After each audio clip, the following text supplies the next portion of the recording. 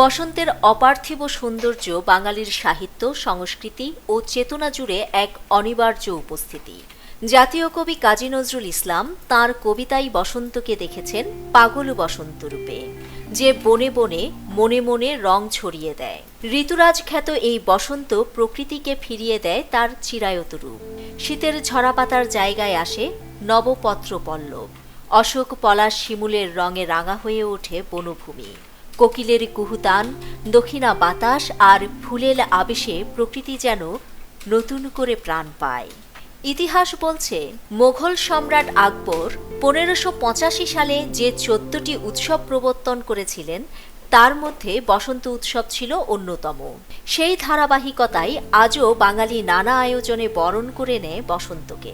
বিশ্বকবি রবীন্দ্রনাথ ঠাকুর থেকে আধুনিক কবি, সবার সাহিত্যেই বসন্ত এসেছে নতুন রূপ, প্রেম ও উচ্ছ্বাসের প্রতীক হয়ে।